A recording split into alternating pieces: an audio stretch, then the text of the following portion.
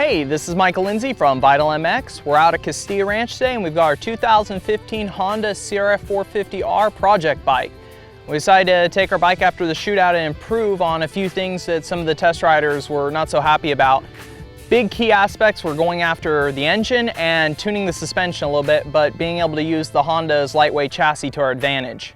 So the engine was the main place we put our focus, as that's where most of the riders' complaints came from. We ended up hooking up with Yoshimura for two parts. We used their cam, which is pretty much a drop-in. You don't even have to shim it different or anything. We even double-checked that by Yoshimura's claim, but it's definitely one of the best bang for your buck items you can put in the Honda. And to top things off, we went with Yoshimura's dual carbon tie system. Being that we are dealing with dual exhaust systems, they're a little bit heavier, and being able to get as much weight loss by using the tie carbon system is a big help.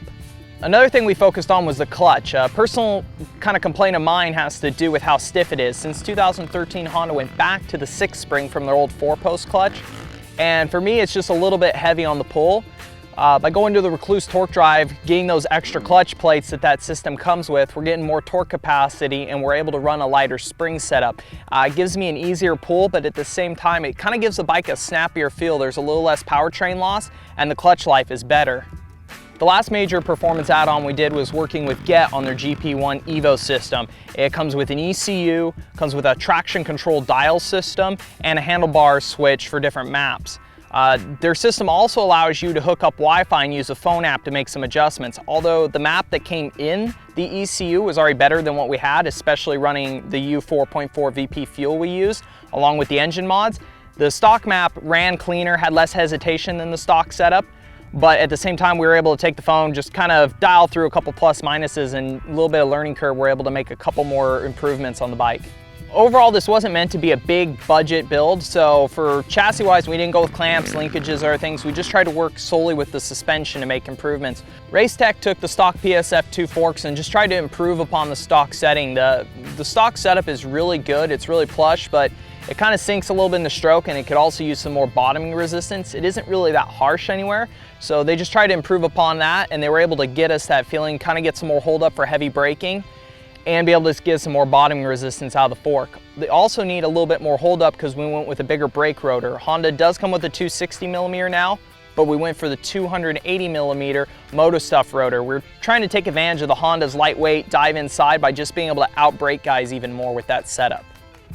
Moving to the back end, Racetech took the shock and they put one of their 19mm shaft kits in it. This did two things. This got us the rebound adjuster back on the shaft, so now we have high-speed, low-speed compression up top, a high-speed rebound up top, and a low-speed rebound down below. Also, the larger shaft gives it a bigger charge as it goes through the system. This feeds more oil into the adjuster and makes the top adjusters even more effective. We were able to get a more progressive setup with this shock and also get more tunability out of all the adjustment that's there already. Last couple little things we did with the bike is work with CRF for one of their full plastic kits like the factory Honda team uses. Two biggest pieces are the airflow shrouds they have now, which have extenders to keep it from catching your boots.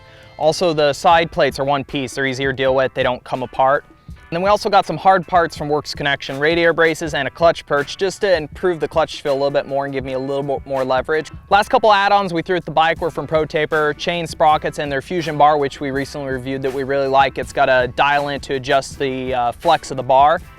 Overall, I feel like the build was fairly successful. We were able to get more power out of the bike, which is something we were really looking for, just trying to get something to get it to brake loose a little easier in rear steer, be able to get that little bit extra punch to go over jumps, but still keep the really easy to ride feel that the Honda has.